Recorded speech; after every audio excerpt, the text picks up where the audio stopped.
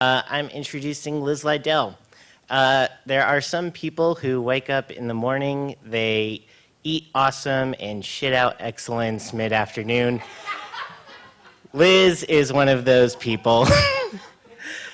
She went from being the director of campus organizing at the Secular Student Alliance, which she'd been involved in for 7 years, to the Reason Rally, and after that she's going to go on to the Center for Inquiry, where she'll be heading up a lot of programs such as the Openly Secular campaign. And I want her to talk for longer than I do, so without further ado, make noise for Lyz Liddell.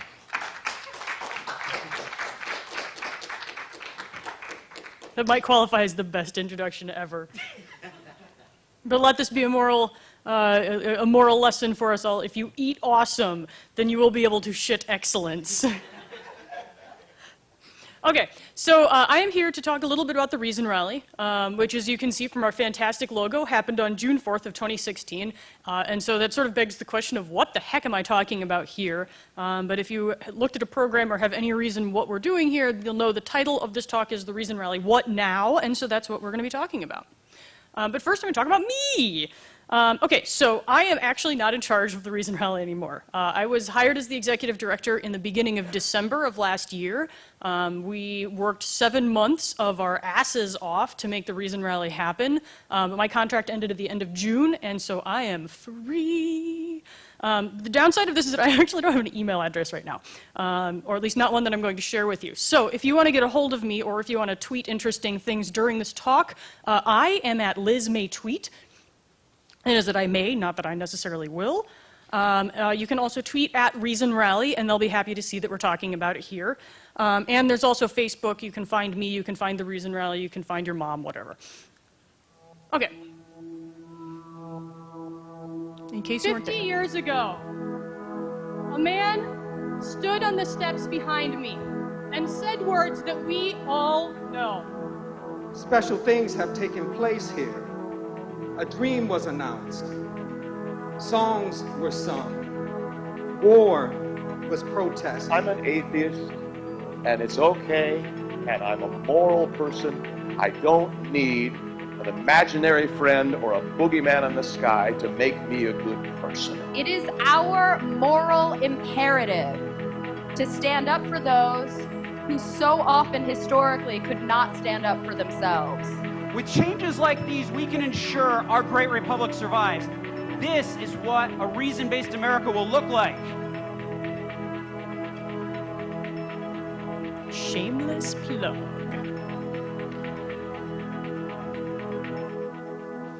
But it's actually the only video that I had up until about 3 days ago that was compiled from the Reason Rally footage. So if you weren't there, that'll give you a little bit of a taste of what we did on June 4th. If you were there, hopefully that brought back some warm fuzzies. I did just find out that 2 days ago, Bill Nye's talk got posted, and there are more talks coming, obviously over the next coming weeks, so you'll be able to go back and relive a lot of it. But here's the big question, what now? Okay, right, so if we're going to talk about what we do after the Reason Rally, we kind of have to go back to one of the core goals for the Reason Rally itself.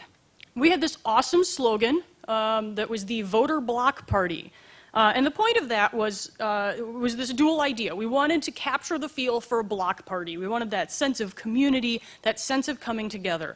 But it wasn't just to go and have a good time. This is the slogan that got rejected. We were a party with a purpose.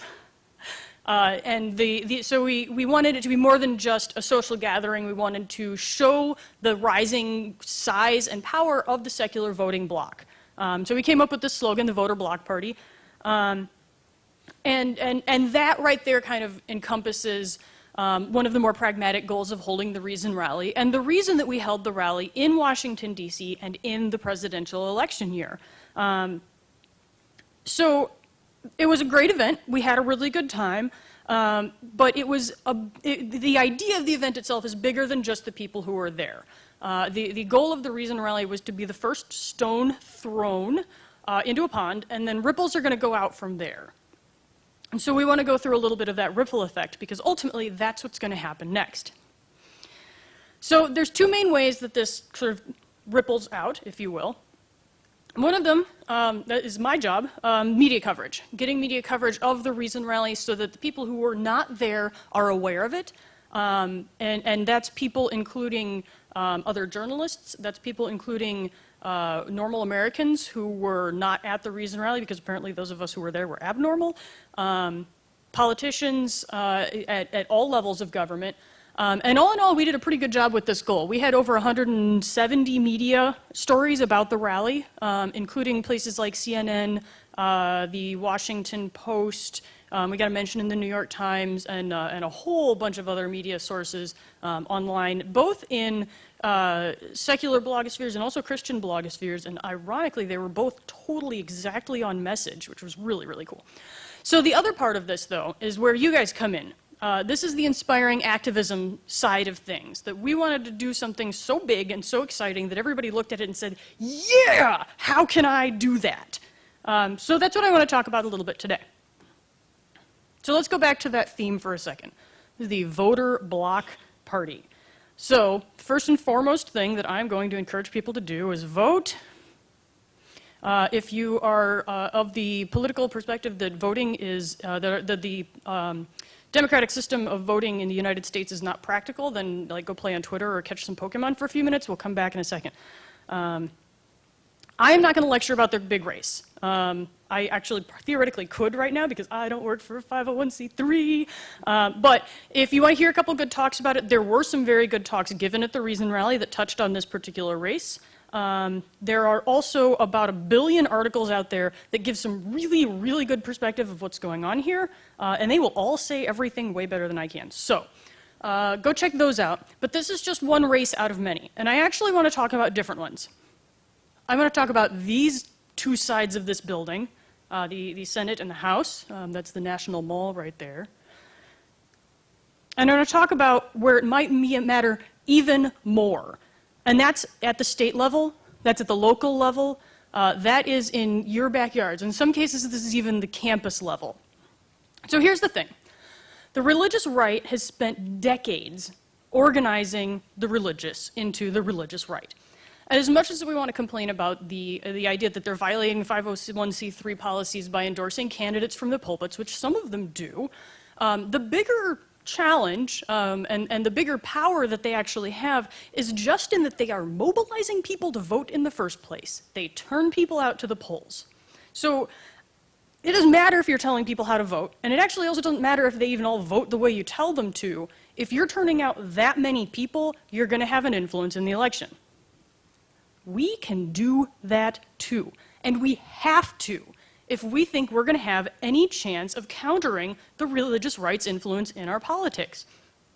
We aren't all going to agree on exactly what we should be voting for, and that is okay, because if we get millions of secular Americans voting based on reason, we're going to end up with a more reasonable government in the long run. Sometimes people complain to me about, well, we don't want to be like religion. Well, you know what? Religious people breathe and they have feet. And I'm a pretty big proponent of air, and I'm a pretty big proponent of my toes. So I kind of throw out the window this argument that we shouldn't do what religious groups do for the sake of not wanting to look religious. There are lessons to be learned there, and we're kind of shooting ourselves in the foot or cutting our feet off, if you will, if we decide we're not going to do that just because other people have done it first. It's a good lesson. We should do it. Do what works. So, how do we do that? I have broken this down into 4 easy steps. First, make sure that you are registered to vote. How many people are on college campuses? Okay, funny story for you. When I was an undergrad, my now spouse moved from one dorm to the dorm next door. And in doing so, and unbeknownst to him, changed voter districts. And so when he showed up to vote in the 2000 election, which is kind of an important one, they would not let him vote because he had changed districts and he was not registered to vote.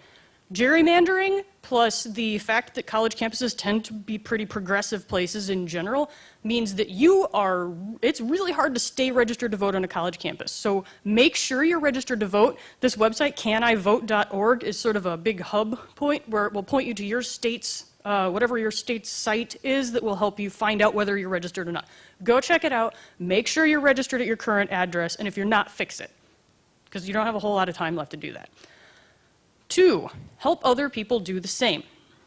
Voter registration drives are a really, really powerful thing. You can't vote if you're not registered to vote. And especially on a college campus where C.A, where people try to take away your right to vote by being douche nozzles, you can help get other people over that hurdle as well. There is not a convenient, centrally located site to, as easy as canivote.org to maybe register other people to vote.org. I wish there were. So you're gonna have to Google this one yourself, but I'm sure that you're grown-ups and can do that. Step 3. This is sort of a 3-part one. I'm cheating a little bit, right? Okay. Inform, encourage, and educate. So get the ideas out there that other people should vote. Give them the information they need to make informed decisions when they're at the polls. Now, this is a place where I see a lot of groups get hung up because we feel like we have to put together a list of how to vote on every single thing. Don't do that. Your group is never going to be able to come to a consensus about every single question on the ballot. And I'm going to also throw out, if you have a 501c3 exemption, whether that's through your own or whether because you fall under an SSA group umbrella, you actually can't put out endorsements of candidates, but you can talk about issues, and you can talk about how representatives who are in office now have voted on those issues in the past. So focus on the places where you do have consensus within your group. Whether that is you have a bill on the table. Well, if you're in North Carolina and you have an anti-trans bathroom bill on the table in your state, you know what? You probably pretty much agree that that's where you stand on that, and you can inform people about that issue. If you can't come to a consensus about it, just let it go. Let other people work on that issue. And the last but not least, you got to hit the polls. Election is on November 8th. That is a Tuesday. I know from experience that being in college, it's sometimes really easy to sleep through it. So make sure you get out there and you're there casting your vote, encouraging others to do the same. So that gets us through November 8th. What do we do after that? Keep doing things. And there's a lot of ways we can do this. So I'm going to start from some really specific examples. I'm going to go ahead and break it out from there. Whether or not you like the human being who got elected into whatever office it is we're talking about, make them hear your voice. You can lobby. How many people were in Amanda Knief's lobbying session this morning? 1. Talk to that guy because he went to the lobbying session. He'll be able to help you out. Or you can watch the video from it later on once they get posted. Lobbying sounds terrifying. It's not. And especially at a more localized level where whether you're talking about a city government, whether you're talking about your state government, all you're really doing is going and saying, hey, I feel strongly about this issue. You can call your representatives, you can write your representatives, you can send them emails, you can fill out little web forms on their websites to let them know how you fall on certain issues so that they know what their constituents are saying. There are opportunities, a lot of organizations, including the Secular Coalition for America, that have action alerts, so that when a bill comes up for vote, whether it's at the national level, state level, you will get an email in your inbox that says, hey, this bill is coming up for a vote. Here's a link to contact your representative and tell them what you think about that. They make it really, really easy, and it just lands in your inbox. So that's a really helpful tool. Make use of that. Write letters to the editor. Let's say there's an ordinance that got passed in your city that you're not a big fan of. Write a letter and tell people why. Call out the facts. Put the data out there so that people see from a reason-based perspective why they should be working to get these things changed. How many people have ever invited an elected official to speak for their group? Yeah, good. There are a lot of really, really good reasons to do that, but particularly at the state level, if you're in a smaller state, or even at the local level, your elected officials love to come talk to campus groups. They have a lot of fun doing it. It's an easy thing for your group to put together, and it's, depending on where you are, it can be basically free, because especially at the local level, you're talking to somebody who lives like a couple blocks away. And that can be a really good opportunity for your officials to meet members of your group, to realize that they know non-religious Americans, that they have non-religious constituents, and see issues from your perspective. So it's a really powerful thing. It's a good fun event. It makes for good programming for your groups. But it goes beyond that. Really, the fact that I'm giving this talk here at SSACon is a little bit redundant, and maybe that's why everybody's off learning about leadership transitions and more practical things right now, because the point is that you're doing things, that you are active, that you're holding events, that you're being visible, that you're spreading a secular message and a reason-based message in our society. And that's what SSA groups do. So everything you've seen and heard and learned about through the course of the last 3 days, that's the point. Do that. Keep doing that, and do it well. And then, have good leadership transition so your group can keep doing it in the future. So, because we've got a little bit of time, and I don't want to bore people talking more about stuff that's already happened, I want to hear from you guys. What do you have planned? What have you picked up this weekend that you're really excited to put into action over the coming year? Talk to me. Talking directly to elected officials. Yeah, at what level? State, local? All of them. All of them. Awesome. Organizing a lobby day in my state, What state? New York. Yeah, nice. Other ideas?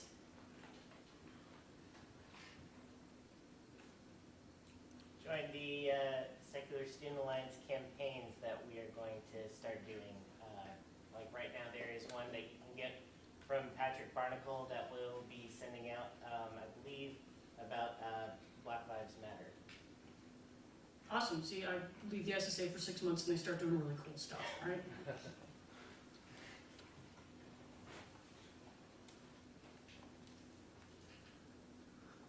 So I'm going to close my part of talking about this with just the reminder that you don't know where you're going to end up, and you don't know where you're going to go. And the best I can really encourage you to do is just keep doing the awesome things that you're doing and keep pushing it forward. I never thought that I was going to stand right there. No way. Right? And even now it still sort of seems a little bit like a dream. So don't feel like anything's out of your grasp. If you think you can do it, get out there and do it. Make it happen. Find the people to make it happen with you. And with that, I guess I'm going to open it up for questions. If anybody has any burning questions about the Reason Rally, about student activism, about what you can do, I'm going to be here to answer them. Yes? Can you give us any information about the plan for the next Reason Rally? Is it 4 years down the line? That's a great question, which I'm going to reiterate for the camera, which is what are the plans for the future Reason Rally? And that is an open question right now. So there are 2 schools of thought happening among the leadership of the rally. And one of them is that it should be every 4 years, which we've kind of set a habit of. 2012, 2016, we've sort of were setting up this pattern of electoral years. And the argument for that is that the best impact we've had is in the area of showing the power of the secular voting bloc, and that makes a lot of sense if we're doing it every 4 years and tying it to the election years. The other opinion that also has some weight for it is that the focus of the event should be something more akin to an atheist Woodstock of a once-in-a-lifetime celebration, which is a little bit at odds with something that happens every 4 years. You don't have a once-in-a-lifetime every 4 years.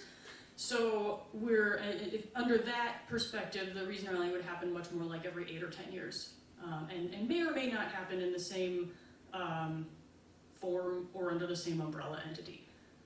So we're not sure. We're going to be talking about it more over the next 6 months and figuring out where we want to go. If I just have to pitch in a word of advice, most of the people who have gone to the rally that I've spoken to have really enjoyed the Reason Rally advocacy days. Most of the people and most of the activists that are going to the rally, yes, appreciate the Woodstock elements and the social elements after that, like, the after parties and everything. That was fantastic. But a lot of people like to go there to actually make a difference and to be activists, not just to be social. That's exactly right. When you're up there, you're trying to make a difference for the betterment of this country. That's exactly right, which again I will reiterate in brief form for the camera, but the majority of the attendees, the difference that we felt like we were making was when we were walking the halls of Congress and lobbying for secular values rather than having a party on the mall. The party on the mall was a fun facet, but the real work was the growing visibility and exercising our muscle as a voting bloc. Yeah.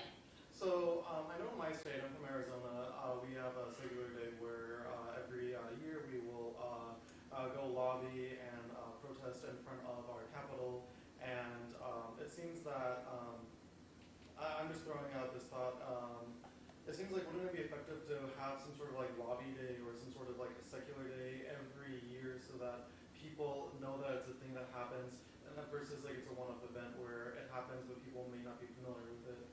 That's exactly correct. So there actually is a secular lobby day every year, hosted by the Secular Coalition for America. And this year we collaborated to pair it with the Reason Rally so we could leverage the size of the rally. I know that a lot of the state lobby days do happen every year. I know in California, so the California lobby day is a big deal.